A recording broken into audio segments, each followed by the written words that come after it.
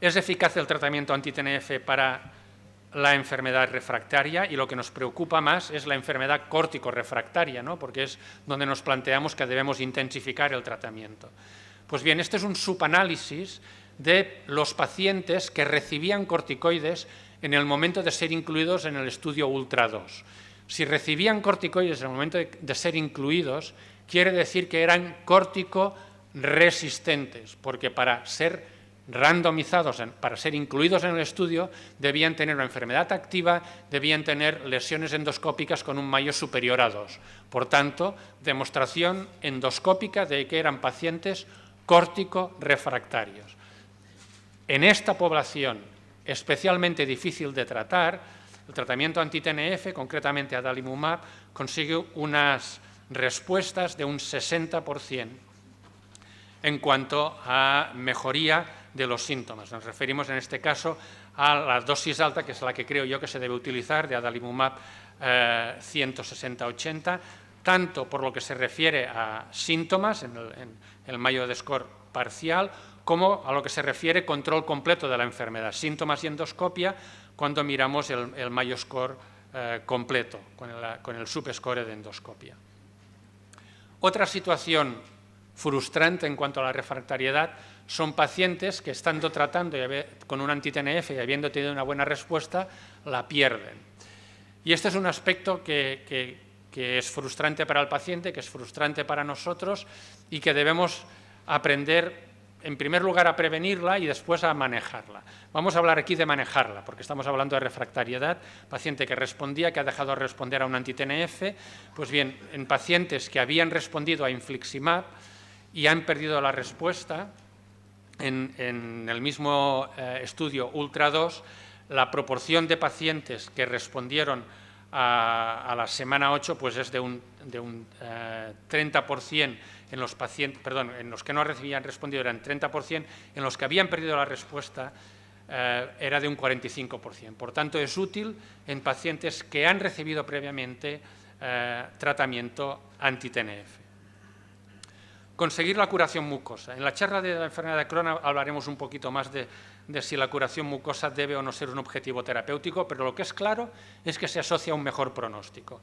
Y otra vez, en el global de los pacientes fue solo un 25% que se consiguió la curación mucosa, tratamiento con adalimumab, pero si escogemos a los respondedores de la semana 8, cuando llegamos a la semana 52, pues es un porcentaje realmente muy alto, que consiguen una curación mucosa definida como un subscore de Mayo de 0 o 1, pues alcanzamos 40-43% de los pacientes.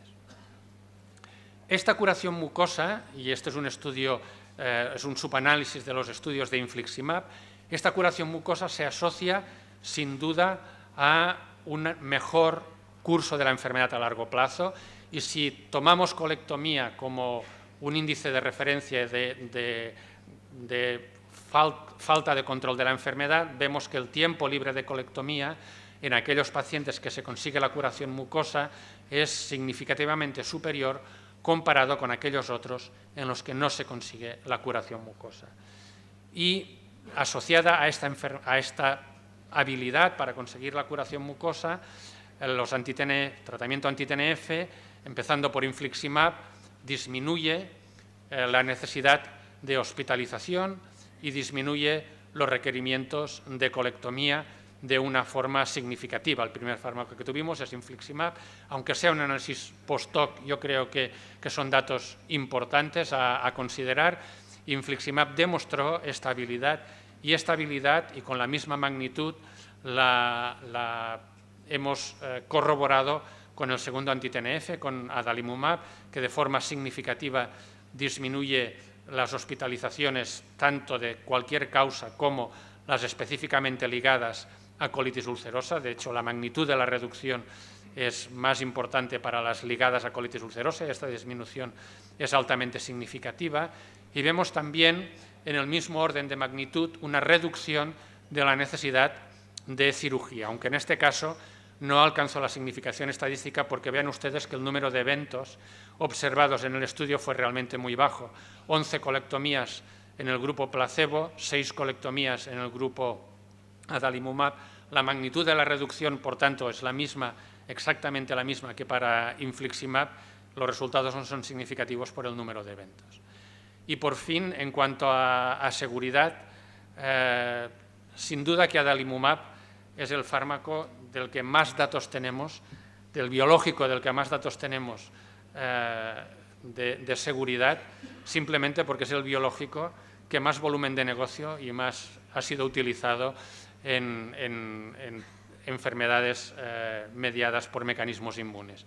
Estos son los datos, de cualquier forma, de seguridad en pacientes con colitis ulcerosa y tanto por lo que, sin duda que estos fármacos tienen este perfil de seguridad cuando se utilizan en el mejor contexto posible y tomando las medidas de prevención, como haciendo un adecuado cribado de la tuberculosis, pacientes que estén adecuadamente vacunados. Es de esta forma que tenemos un buen perfil de seguridad y, por fin, podemos, en base a los resultados de estos estudios y en base a estudios epidemiológicos grandes como el estudio francés SESAM, tranquilamente comunicar a nuestros pacientes que estos, los fármacos anti-TNF, no son fármacos que haya ninguna evidencia que comporten un aumento del riesgo de cáncer. Por tanto, y como conclusión, yo querría remarcar que la proporción de pacientes que tienen un curso benigno de su colitis ulcerosa es reducido, que conlleva una pérdida del órgano no despreciable, 10-15% de los casos, que se asocia a un aumento de la mortalidad, la enfermedad, y que algunos tratamientos, como los corticoides, también se asocian a este aumento de mortalidad. Parte de esta mortalidad es debida al tratamiento con corticoides, que tiene un impacto significativo sobre la vida de los pacientes y, por tanto, al seleccionar una opción terapéutica, debemos considerar los objetivos terapéuticos de cada paciente y la evidencia de la eficacia que tenemos para cada grupo terapéutico y concluir finalmente que los estudios clínicos sugieren que la terapia anti-TNF es eficaz para conseguir un número elevado de estos objetivos en una considerable proporción de pacientes. No en todos, y debemos seguir trabajando para esto. Muchas gracias.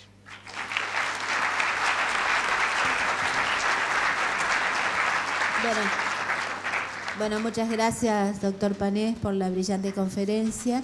Y ahora Josefina Sobrero va a presentar el caso clínico de colitis ulcerosa.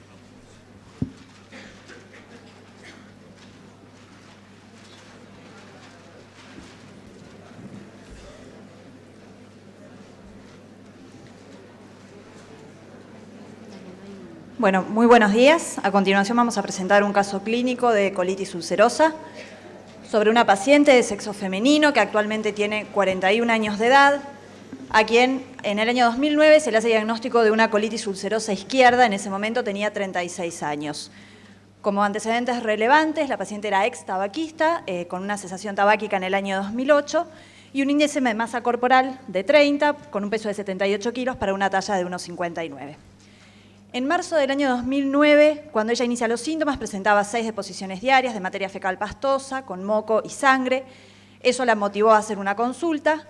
En ese mes se realiza una videocolonoscopía donde se progresa hasta ciego y se evidencia endoscópicamente un compromiso desde los 25 centímetros hasta el margen anal, con una anatomía patológica exclusivamente del área afectada que mostraba glándulas acortadas, condenso infiltrado linfoplasmocitario y presencia de abscesos crípticos.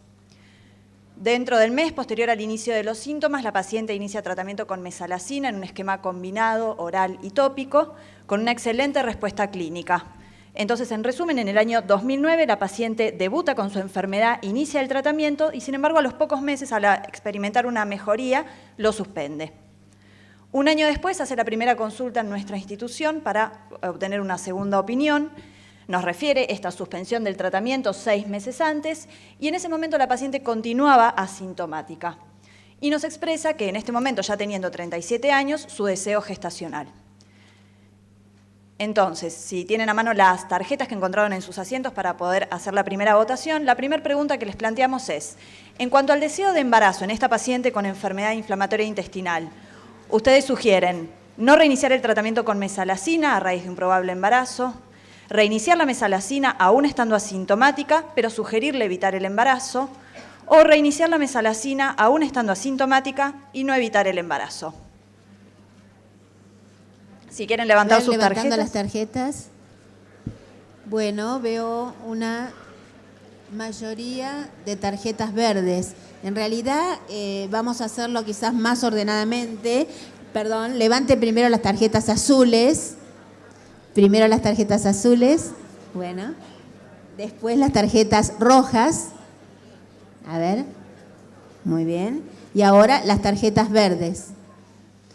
Bueno, obviamente gana por inmensa mayoría la votación por reiniciar la mesalazina aún estando asintomática y no evitar el embarazo. A ver qué piensa el panel. Bueno, sí, creo que es la opción correcta y la mesalazina es una droga segura en el embarazo.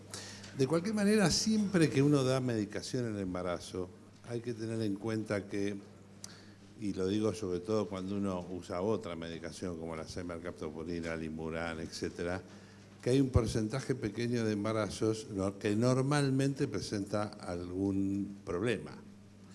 O sea que tiene que haber un convencimiento por parte de esa persona muy grande de que en realidad de haber alguna malformación no se debe a lo que está tomando. Lo digo porque esto es crucial. No puede quedar duda. Y si necesitan reaseguro externo, reaseguro externo. Nosotros muchas veces mandamos a nuestros pacientes a un grupo de embarazo de alto riesgo que hay en el hospital que está muy acostumbrado a manejar la toma de medicamentos durante el embarazo con un discurso muy específico que a nosotros nos ayuda muchísimo. ¿Algo que agregar, Julia? Sí, yo creo que también estoy absolutamente de acuerdo. Nos ha sido muy útil a nosotros contactar a las pacientes con otras pacientes que han estado embarazadas y que han tenido sus bebés tomando inmunosupresores. Realmente, y tenemos a su vez en nuestros servicios fotos de los bebitos que han nacido de pacientes que han tomado inmunosupresores, mesalazina y también algunas drogas biológicas. Bueno, continuemos. En el año 2010, durante la consulta, a nuestra paciente se le sugirió reiniciar el tratamiento con mesalazina. Se solicitó la realización de una endoscopía para evaluar la remisión o actividad de la enfermedad estando asintomática. No se le desaconsejó evitar el embarazo. Aproximadamente un año después, la paciente consulta por reaparición de la sintomatología, habiendo suspendido nuevamente el tratamiento de mantenimiento indicado. En ese momento presentaba 5 deposiciones diarias con moco, sangre y síntomas digestivos altos que constaban en distensión abdominal, epigastralgia con irradiación dorsal y vómitos. En ese momento se reinicia la mesalazina que había suspendido y se solicita una reevaluación completa con un laboratorio que muestra una elevación de los glóbulos blancos con marcadores de inflamación elevados, leucocitos positivos en materia fecal y un perfil de patograma y amilasemia normales debido a esta sintomatología digestiva alta. ¿Por qué le pidieron amilasemia? Por la epigastralgia con irradiación dorsal, el estado nauseoso con vómitos. Perfecto. Y, ¿Cuánto tiempo llevaba de la medicación con mesalazina? Había suspendido, había suspendido, esto fue en mayo del 2011 y ella había suspendido más o menos unos 4 o 5 meses antes. Sí, porque habitualmente esto aparece aproximadamente a los 2 o 3 meses de tomar la medicación, sí aparece, ¿no? Claro, con el reinicio de la medicación ella no tuvo ningún efecto adverso, siguió estando asintomática, volvió a suspender y a los pocos meses desarrolló esta sintomatología y en este momento se volvió a descartar un embarazo. Se le pidieron unas radiografías que fueron normales y una tomografía por esta sintomatología que solamente evidenció en estos sectores engrosamiento de las paredes del recto y ganglios que no alcanzaban rango adenomegálico. Se solicitó una nueva reevaluación endoscópica donde se progresó hasta ciego, identificándose la válvula ileocecal, en ciego y colon transverso, una mucosa de aspecto endoscópicamente normal, y desde los 25 centímetros hasta el margen anal, una mucosa congestiva, con pérdida del patrón vascular, friabilidad y úlceras. Se biopsiaron todos los sectores, los enfermos y aquellos endoscópicamente sanos, y en colon derecho e izquierdo se evidenció en áreas endoscópicamente conservadas una colitis activa focal, y en colon descendente, desde los 25 centímetros al margen, cambios quiescentes asociados a actividad inflamatoria intensa. En ese momento Habiendo reiniciado la mesalazina, la paciente no experimentó mejoría y con los resultados de los estudios complementarios se inició el primer ciclo de meprednisona que finalizó a los 3 meses con una excelente respuesta clínica y también se solicitó toda la evaluación correspondiente para una eventual inmunosupresión con serologías, PPD y actualizando todos los esquemas de vacunas. 2 meses después de haber finalizado el tratamiento con meprednisona, la paciente estaba en tratamiento con mesalazina y desciende la dosis por falta de medicación. Nuevamente presenta sintomatología, teníamos toda la reevaluación hecha 5 meses antes.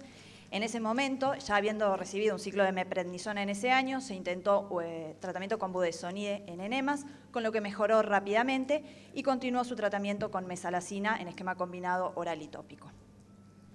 Por lo tanto, durante todo este año 2011, la paciente en mayo suspende el tratamiento, hace un brote y recibe su primer ciclo de meprednisona, se confirma una colitis extensa desde el punto de vista microscópico y en noviembre desciende nuevamente la dosis de tratamiento, con lo que hace un nuevo brote que responde a budesonide local. Un año después de la última consulta, sin haberla visto en todo ese año, la paciente no volvió a consultar y en esta oportunidad, sin haber suspendido el tratamiento, presenta un nuevo brote. 5 a 6 deposiciones diurnas y nocturnas con moco, sangre, dolor abdominal y vómitos alimentarios postprandiales. Y en esta oportunidad la paciente nos refiere que 2 meses antes había presentado un aborto espontáneo en la 7ª semana de gestación. En el laboratorio, una eritro elevada, una PCR relativamente negativa, nuevamente con sintomatología digestiva alta, se solicita una endoscopia digestiva alta que fue normal, y una rectosigmoidoscopía donde se progresa hasta 45 centímetros y hasta el nivel alcanzado se observa mucosa eritematosa, granular, con sangrado espontáneo y úlceras. En ese momento se inicia meprednisona 40 miligramos. Por la sintomatología digestiva alta se solicita un nuevo estudio tomográfico, en esta oportunidad una enterotomografía que muestra compromiso inflamatorio de todo el colon, con engrosamiento de las paredes e hipercaptación con el contraste, y en colon transverso un área de disminución de la distensibilidad, acá. En colon transverso, engrosamiento de la pared con un grosor de casi 7 milímetros, disminución de la luz de 14 milímetros de extensión.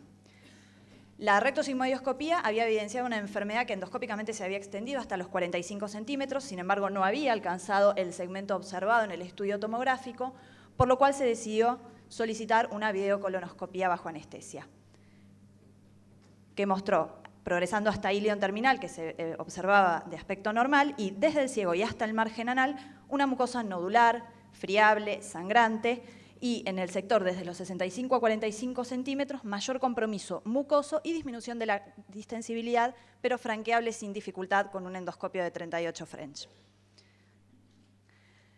A pesar de estar bajo tratamiento con 40 miligramos de prednisona, la paciente continúa sintomática, con 6-7 deposiciones al día, algunas exclusivamente de sangre, a predominio nocturno, con pujos, tenesmos y astenia, con un laboratorio con deterioro de los parámetros bioquímicos, con profundización de la anemia, elevación de los glóbulos blancos, una albúmina baja y marcadores de inflamación que persistían elevados. Entonces, lo que nos planteamos en esta situación fue, frente a esta paciente con colitis ulcerosa extensa, cursando un brote severo, asociado a esta disminución de calibre y distensibilidad de colon transverso, en la cual habíamos tomado muestras para anatomía patológica durante la colonoscopía, pero todavía no estaba listo el resultado, ¿qué opción de terapéutica considerarían? Realizar una colectomía más ileostomía, tratamiento precoz con anti-TNF, ciclosporina o subir la dosis de meprednisona a 60 miligramos. En realidad, le aclaro a Julián que en la Argentina se usa muy poco la ciclosporina, bueno, porque le habrá llamado la atención, la última opción, meprednisona, 60 miligramos, tarjeta negra. Bueno, o sea que la mayoría vota anti-TNF. Yo pregunto, ¿hay alguna opción para los corticoides intravenosos?